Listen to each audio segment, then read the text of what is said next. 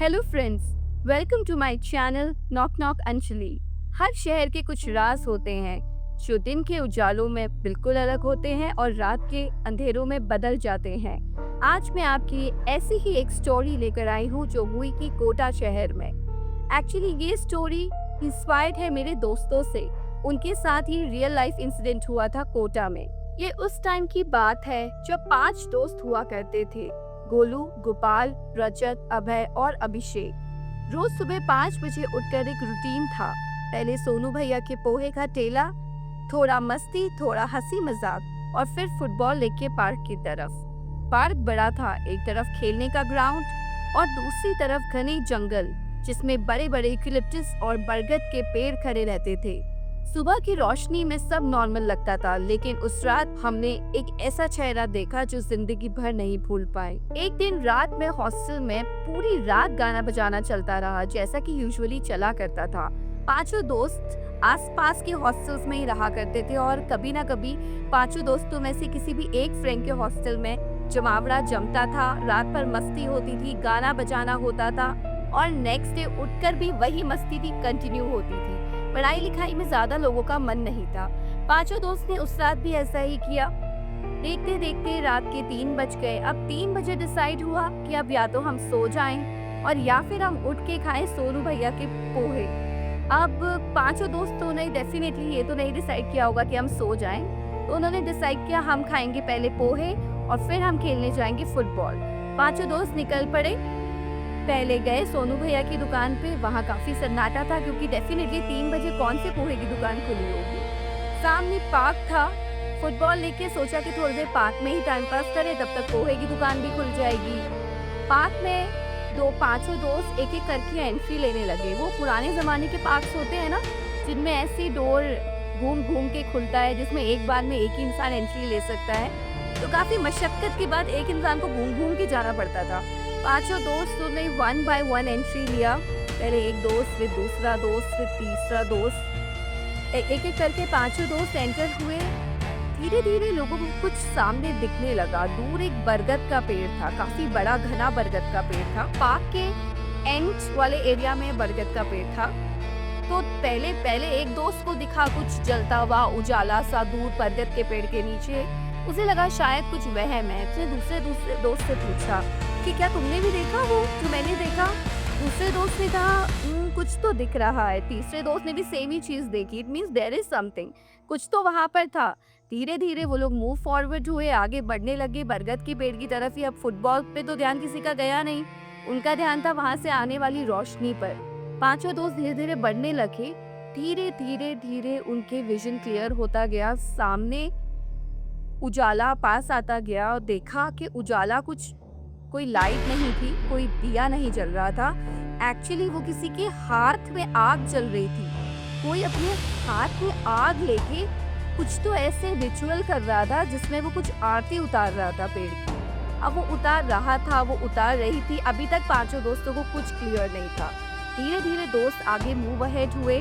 5 दोस्त एक दूसरे को धक्का मारते मारते आगे बढ़ेंगे, क्या है, ये है, वो है। तो जैसे जैसे 5 दोस्तों का विजन क्लियर होता गया, उनकी नजरें जंगल की तरफ चिपक गई। मानो जैसे उन्हें कोई सांप सूंघ गया हो। उन्हें अपनी आंखों पे विश्वास ही नहीं हो रहा था वो क्या देख रहे हैं। उन्हें दिख रही थी एक औरत जो कम्प्लीटली नेकेड थी। उसके बदन पे एक भी कपड़ा नहीं था और वहीं से 5 दोस्तों में एक डर की सहर दौड़ पड़ी।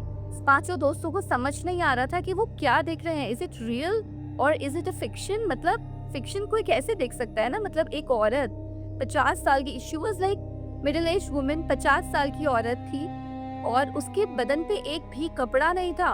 उसके बाल थे सच ए लेंदी हेयर, कमर से भी लंबे बाल थे और खुले थे। और 50 साल की लेडी और हाथों में आग जल रही थी। मतलब ऐसा नहीं था कि हाथ में कोई दिया था, हाथों में क्लियरली विजिबल आग थी जिसके साथ वो ऐसे ऐसे कोई रिचुअल कर रही होगी।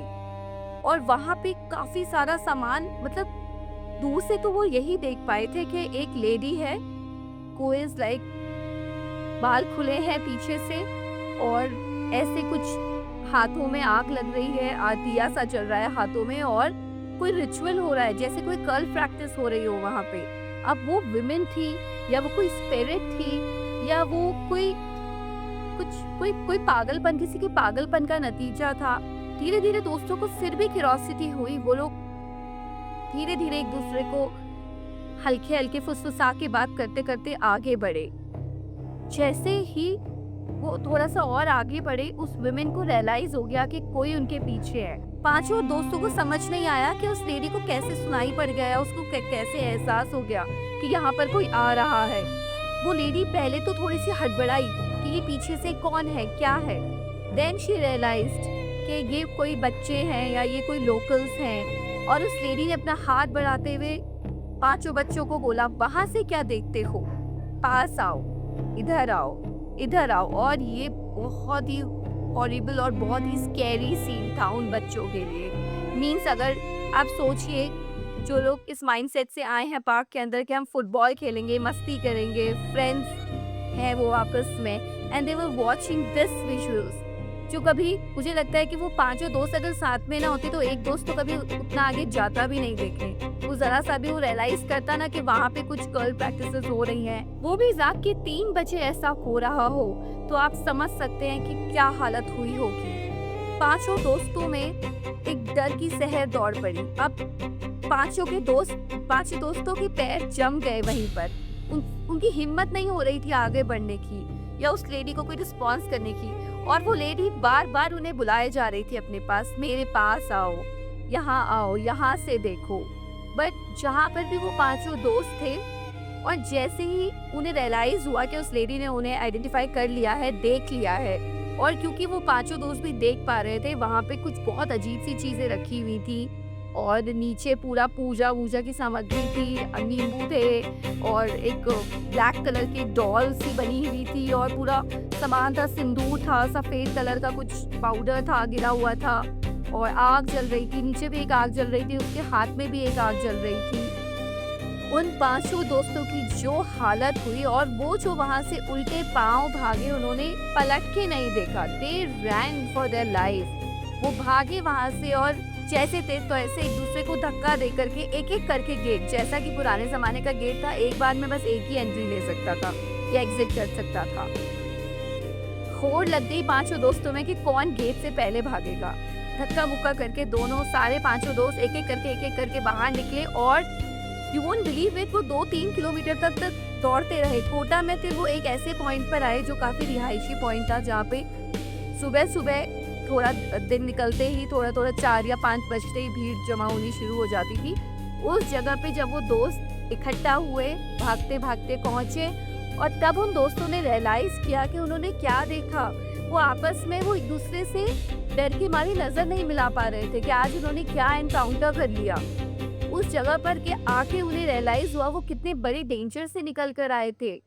व्हाट इफ अगर वो उस लेडी के पास चले जाते, व्हाट इफ वो लेडी अगर उन्हें कुछ कर देती या वो उनके पास आ जाती।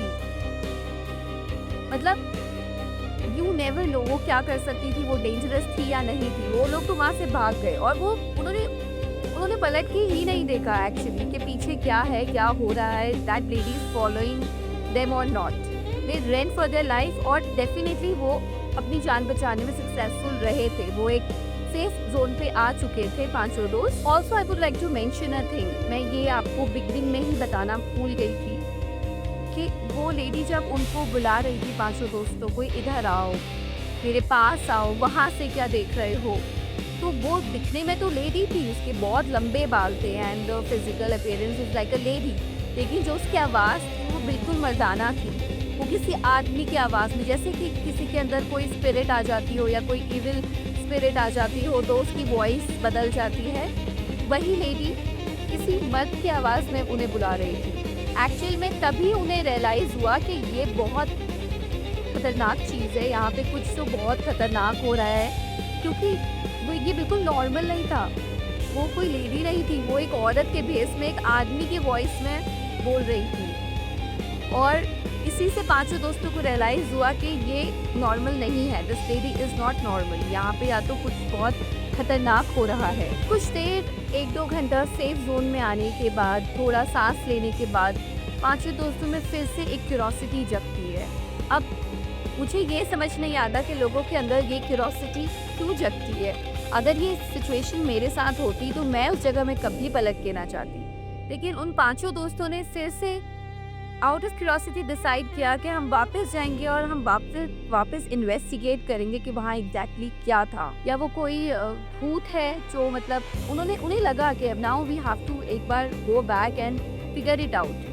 पांचों दोस्त फिर से उसी गेट से एक एक करके एंट्री अंदर लेते हैं, देखते हैं उसी बरगद के पेड़ को दूर से ही देखने की बहुत कोशिश करते हैं कि कोई है तो नहीं, आसपास कोई तो नहीं है, क्या वो लेडी उन्हें फिर से तो नहीं देख रही है कहीं से। वो पूरा इन्वायरमेंट को इवैल्यूएट करते हुए चल रहे थे कि आसपास कोई ना हो, कोई डेंजर ना हो, या वो लेडी अभी भी वहीं ना बैठी हो, उनका इंतज़ार कर रही हो। फाइनली वो उस जगह पे पहुंचते हैं, वहाँ पे देखते हैं काफ़ी सारा सिंदूर और काफ़ी सारे नींबू कटे हुए और कुछ स्कल्पचर्स बने हुए थे सिंदूर से और वाइट कलर से, और वहाँ पे आग भी जली हुई थी रात को, और कुछ छोटी-छोटी ऐसे गुड़ियाएँ बनी हुई रखी थी, कुछ पोटलियाँ बनी हुई रखी थी। उन पोटलीज़ के अंदर क्या था, काफ़ी उन लोगों को क्यूरोसिटी थी इस चीज़ की। और एक्चुअली वो जो बरगद का पेड़ था उसके पास में एक बेंच भी थी जहाँ पे एक लेडी ऑलरेडी बैठी हुई थी। She was like a normal ऐसे विजिटर लग रही थी कि कोई पार्क में घूमने आया हो। जब वो बच्चे बरगद के पेड़ के पास पहुंचे, वहाँ पे काफी सिक्के पड़े थे, तो जब देख रहे थे तो वो lady I don't know out of concern बोलने लग गई कि उठा लो तुम्हारे काम आएंगे। She was talking about the coins. तो अब फिर से वो पांचों दोस्त डर गए, घबरा गए कि कहीं ये वही लेडी तो नहीं, या फिर इस लेडी का उस लेडी से कोई कनेक्शन तो नहीं, या ये उन्हें ये क्यों प्रोवोक कर रही है कि वो पैसे उठा लें वहाँ से। मतलब आजकल के बच्चों को कॉइन्स, मतलब मुझे लगता है कि कॉइन्स से कितना ही कुछ, दे वो यंग किड्स, बड़े बच्चे थे, कोटा में पढ़ाई कर रहे थे, तो ऐसा कोई कॉइन्स उठा के उनको कोई बहुत प्रॉफिट तो नहीं होने वाला था, या उनकी कोई डिमांड्स रिक्वायरमेंट्स नहीं पूरी होने वाली थी। And she was like completely provoking. 3-4 बार उस लेडी ने बोला कि उठा लो तुम्हारे काम आएंगे, उठा लो तुम्हारे काम आएंगे, लेकिन थैंकफुली किसी ने भी नहीं उठाया। बट आउट ऑफ क्यूरियोसिटी अभय ने वहाँ पे एक छोटी सी पोटली थी उसको खोल दी, आउट ऑफ उसने देखने के लिए कि क्या है उसमें। कुछ तो ऐसे श्रृंगार का सामान था, ऐसे चूड़ियाँ सी रखी हुई थी, प्रसाद सा रखा हुआ था, और फिर उसने खोल तो दी। अब वापस उसको वैसा छोड़कर वो अपने साथ नहीं लेकर आए कोई भी किसी भी सामान को, लेकिन हाँ डेफिनेटली उसने खोल के देखा, और पांचों दोस्त अपने यूजुअल रूटीन की तरह वहां से वापस आ गए हंसते खेलते। बाद में कुछ टाइम बीता, सब बच्चे अपनी छुट्टियों में अपने घर वापस गए, यूजुअल जो उनका स्टडी रूटीन था उसमें वापस हो गए। फिर कभी फेस्टिवल्स होते थे अपने घर जाते थे, तो सारे दोस्त फेस्टिवल्स में अपने घर गए हुए थे। देन बाकी दोस्तों को ये खबर मिलती है कि अभय, जिसने वो पोटली खोली थी, अभय इज नॉट कीपिंग वेल। वो अपने घर गया और वहाँ से वापस नहीं आ पाया, क्योंकि वो बहुत ही ज़्यादा मेंटली अनस्टेबल हो गया था, और उसे काफ़ी चिल्स आते थे, एंग्जाइटी होती थी। वो मेंटली और फिजिकली स्टेबल नहीं हो पाया था, उसको फीवर रहता था, उसको काफ़ी सारे इन्फेक्शंस निकल आए थे, और ऐसा वो अपने पेरेंट्स को बताता था कि वो दैट सेम लेडी उसके सपने में आती है और उसको हॉन्ट करती है, और वो आज तक भी उसको हॉन्ट करती है।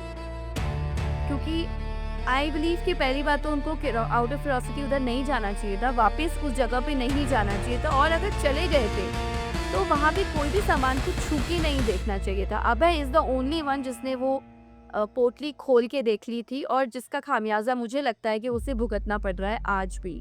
उससे वो लेडी आज भी सपनों में हॉन्ट करती है, और जो अभय की तबीयत दिन ब दिन खराब होती रही, उसकी पढ़ाई का इतना लॉस हुआ, definitely he couldn't make it to the IIT में भी उसका सिलेक्शन नहीं हो पाया। He did BTech from some private college because of his not keeping well, उसकी तबीयत ठीक नहीं होने के कारण, और जो उसका दिमागी संतुलन हिलने के कारण, और जो उसके सपने में वो लेडी आती थी उसको हॉन्ट करती थी। बाकी दोस्तों ने कभी भी अपने उसकी अभय की फैमिली को ये नहीं बताया कि क्या हुआ था उस रात और उस दिन की सुबह, उन्होंने बताया नहीं। लेकिन बाकी दोस्तों को, चारों दोस्तों को ये बहुत अच्छे से पता है कि अभय की ये हालत आज की डेट पे क्यों है। हम कभी नहीं समझ पाए वो रात क्या थी, एक इल्यूशन, मेंटल गेम या कुछ और। लेकिन एक बात समझ आई, रात के सूने जगह पर रिस्क मत लो, अनजान वस्तुओं को हाथ ना लगाओ और अपने दोस्तों को इग्नोर मत करो जब वो परेशान दिखते हैं। ये कहानी कोटा की है, पर ऐसी कहानियाँ हर जगह छुपी होती हैं। सो फ्रेंड्स, आपको क्या लगता है, क्या ऐसी कल्प प्रैक्टिसेस सच में होती होंगी? अगर आपके पास भी कोई ऐसी स्टोरी है तो मेरे साथ जरूर शेयर कीजिए। Thank you so much. Please like and subscribe my channel for the next story. Please मुझे सपोर्ट कीजिए ताकि मैं ऐसी स्टोरीज, रियल लाइफ स्टोरीज आपके साथ शेयर करती रहूं। Thank you so much.